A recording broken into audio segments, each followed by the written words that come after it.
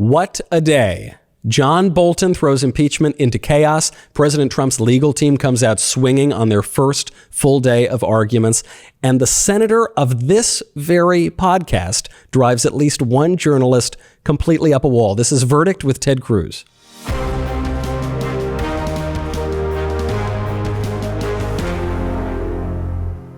Welcome back to Verdict with Ted Cruz. I'm Michael Knowles. Thank you so much to all of the listeners who have kept this show at the top of the charts, again now into our second week. What a big day. It started as a crazy day before the impeachment trial even began because of a leak from the new memoir of John Bolton, the former national security advisor, leaked to the New York Times, and it alleges that President Trump tied Ukraine aid to an investigation of the Bidens. Quid pro quo, he's guilty as charged. Isn't that right?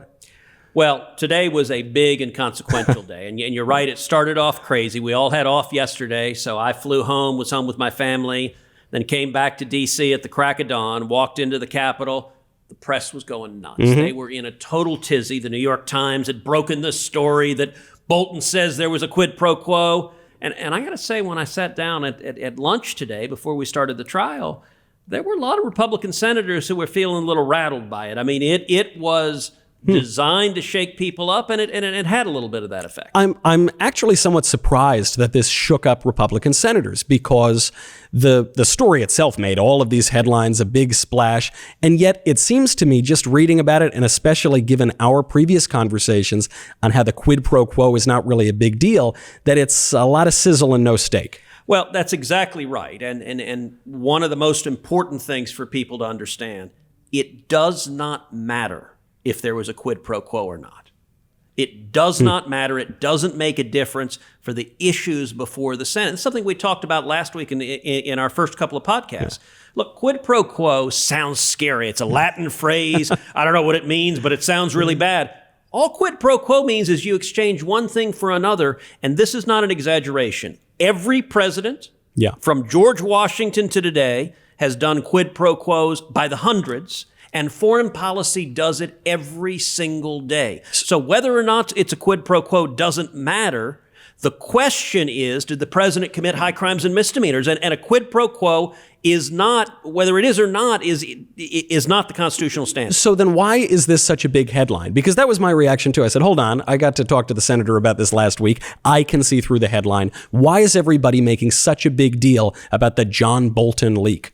Well, look, part of it was that the defense team on Saturday had some fun pointing out that the evidence was contradictory, whether it was a quid pro quo or not. So they leaned in a little bit saying there wasn't clear evidence there was a quid pro quo.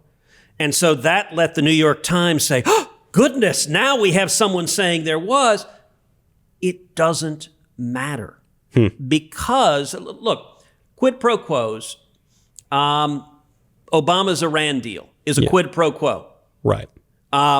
Russia sanctions. I just passed last month sanctions on the Nord Stream 2 Russian gas pipeline.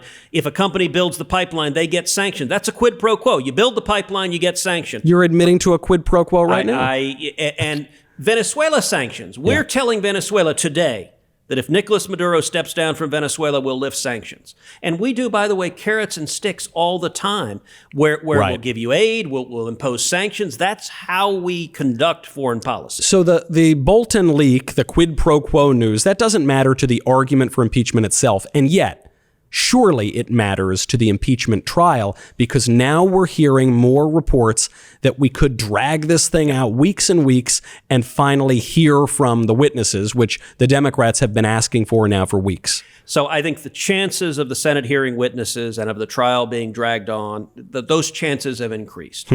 We will vote probably on Friday whether or not additional witnesses will be brought in. All 47 Democrats will vote yes. If 4 Republicans join them, if 51 senators vote yes, then we're going to have additional witnesses. Do you think that those 4 Republican senators will go over and now vote for the witnesses? I'm not certain about that. I think there are a couple who have been pretty clear they will. I don't know if we get to 4. Okay. And one of the striking things, I don't know that I have seen 2 Senate meals more different than lunch today and dinner today. How so? What's the difference? All right, so lunch today, everyone had just gotten back. They were there. The press was all in a frenzy about John Bolton. We're talking about, we got to have witnesses, quid pro quo. Not sure what quid pro quo is.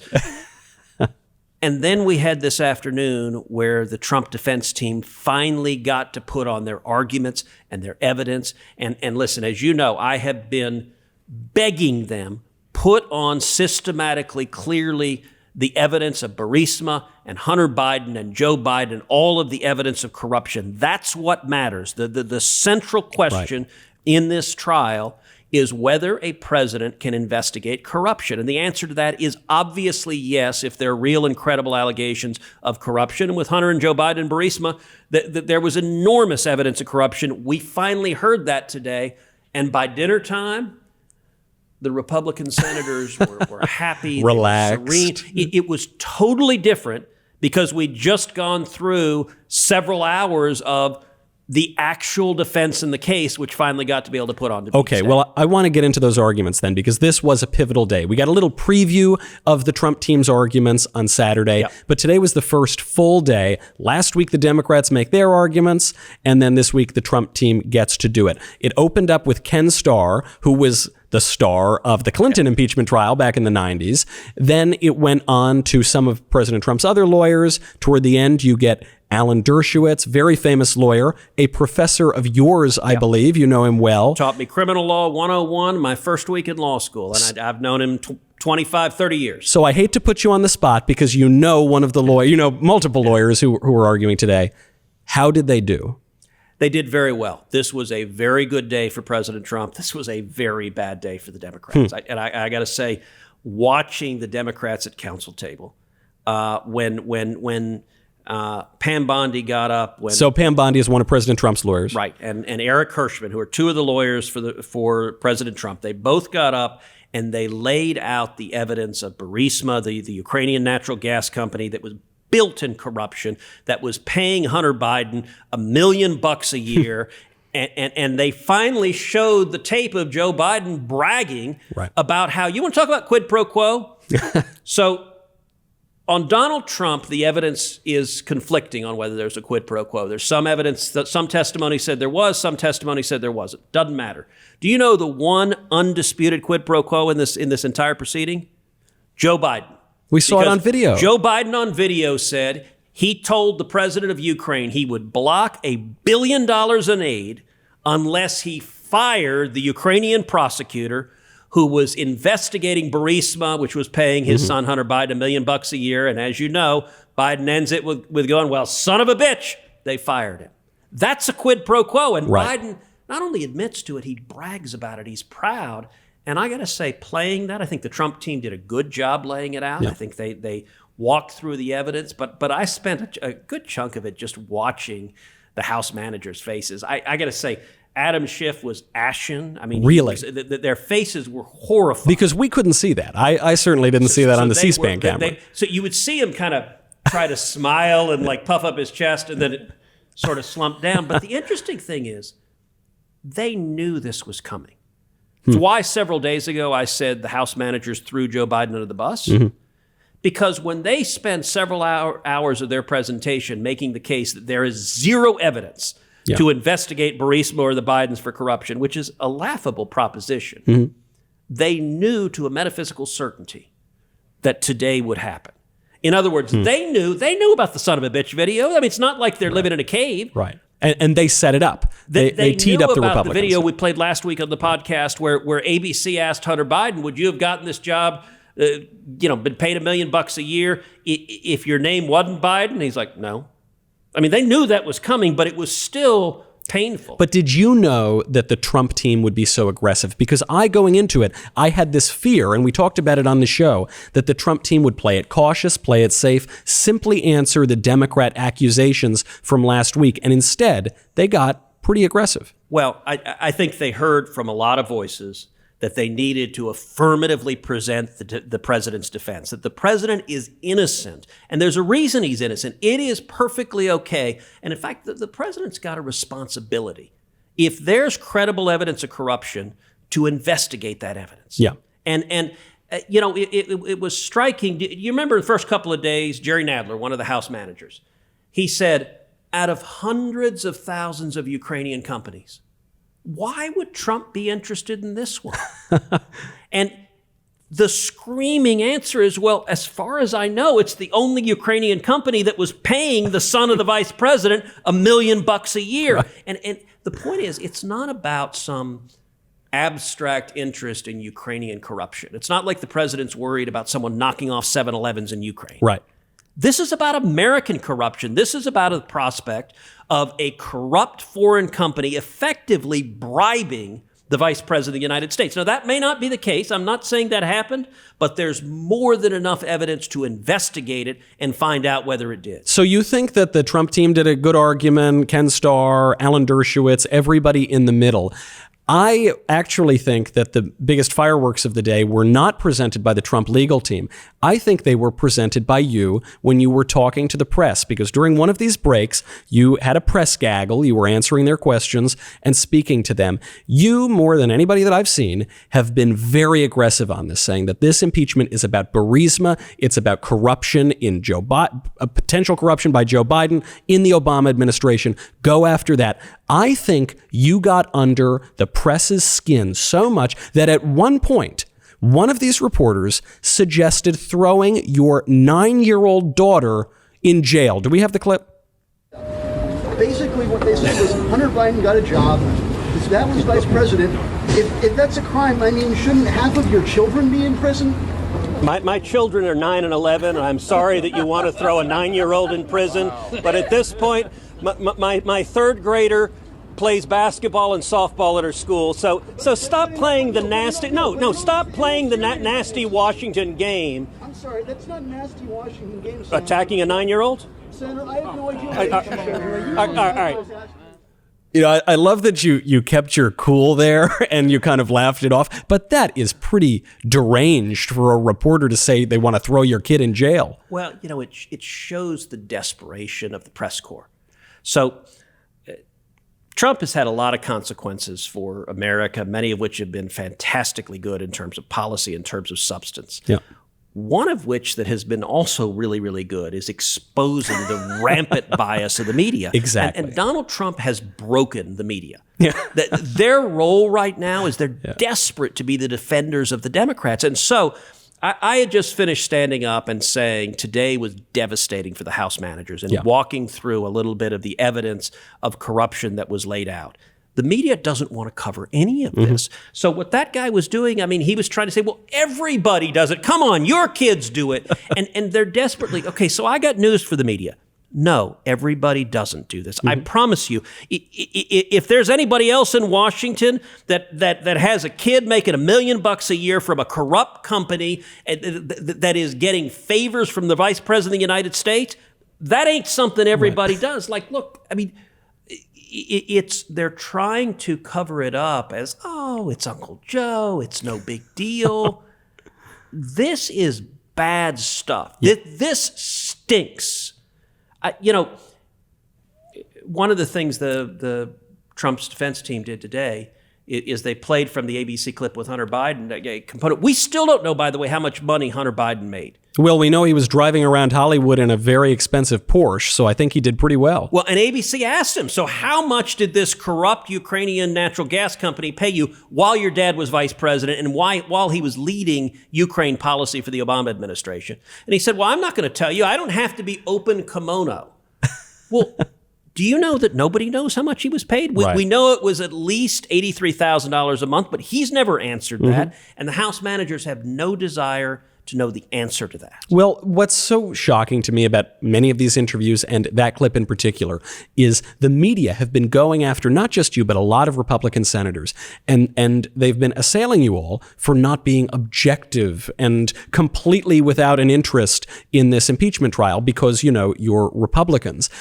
Of course, an impeachment trial is different than other trials, right? You're going to have interests on both sides. The one group that is supposed to remain disinterested, objective, is the media. And then the moment you get over the target of what this impeachment is all about, they clearly lose their minds. Well, you know, Judge Ken Starr started the argument today, and he did a very good job of pointing out. So a lot of folks in the media like to say, oh, the senators are jurors. That's not, in fact, right. And in the Clinton impeachment trial, a Democratic senator objected to senators being called jurors, and Chief Justice Rehnquist sustained the objection.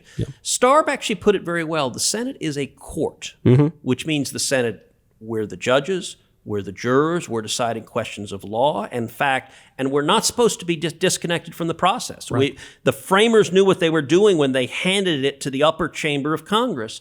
But what we do need to do is keep the focus on the actual legal question, which is whether high crimes or misdemeanors were committed. And it's why, look, the fundamental answer, the reason the House manager's case fails and the president will be acquitted is because it's not an impeachable offense to investigate credible evidence of corruption. By the way, it would have been very different if Trump had said to Ukraine, hey, would you concoct some fake and bogus material on Joe Biden and fraudulently accuse him of something? Look, we'd have a totally different case there.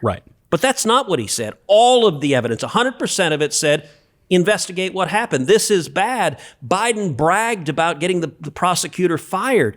It is not an impeachable offense to investigate credible evidence of corruption. That's the issue that matters. And the press is going to try to change the subject. You know what? This Bolton bombshell today, it won't be the last bombshell. We'll see another one coming up later this week. And actually, a bunch of us on the Judiciary Committee who went through Kavanaugh, we were saying we're kind of steeled to this because we saw, remember, day after day, there was another revelation. By the end of it, they had him in high school, like drugging people and like participating in, all sorts. I mean, it got, remember Michael Avenatti? Briefly, the media wanted him to be the Democratic nominee. That's right. He was president. this lawyer who would go on CNN. This was during now Justice Kavanaugh's confirmation hearings to the Supreme Court. It was the timing of every big scandal bombshell. It seemed so perfectly coordinated. And that is the big news of the day, is this Bolton bombshell. I'm sure you're right, it won't be the last. But for those of us who don't know the inner machinations, how this was leaked, who leaked it, who's going to leak the next one, I guess the question all of us have is, what happens next? Let's say that because of this bombshell from John Bolton, we now get witnesses and this trial drags on well past Saturday, maybe for weeks and weeks. What are we going to look forward to next? So we don't know for sure. Tomorrow will be the last day of opening arguments for the Trump legal defense team. Okay. So they'll start tomorrow at 1 o'clock, go as long as they go. Then the next 2 days, we're going to have questions from senators. 8 hours a day for 2 days. We ask questions, but we don't get to ask them ourselves. We write them down, and the Chief Justice asks them for us. So I will say to the folks listening to this podcast, if you have questions that you want me to ask either the House managers or Trump's legal defense team, suggest them. You can tweet them. I'm at Ted Cruz. And just put #verdict. And we are looking at what's online on Twitter and looking for questions that will help focus on the issues that matter. After the questions are over, then at the end of the week, we're going to vote up or down are additional witnesses necessary. If we get 51 senators who say yes, then frankly, it's Katie barred the door. Right. If it ends up that there are 4 Republicans who join the Democrats and say, okay, we need to hear from John Bolton, I think that's possible. I will give you some good news. If that happens, I'm extremely confident we will also hear from Hunter Biden. So you don't think there's a world in which they vote for witnesses, but the only witness who is called is John Bolton? Zero chance. Okay. Zero. And the Democrats are terrified about that. Chuck Schumer's like, no, we can't call Hunter Biden. You're seeing Democratic senators going, no, don't call Hunter Biden. Look, today's testimony revealed if there's one witness that was called, it should be Hunter Biden because he's right at the center. And remember, the issue is not Hunter Biden. I don't know the guy. It looks like he's led a pretty troubled life. Right.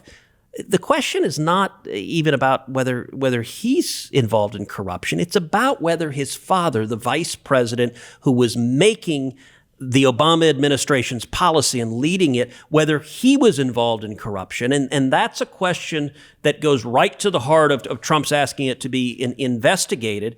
And I want to underscore a point we said last week because people may not have focused on its importance, and it's about to become very, very important if we have witnesses.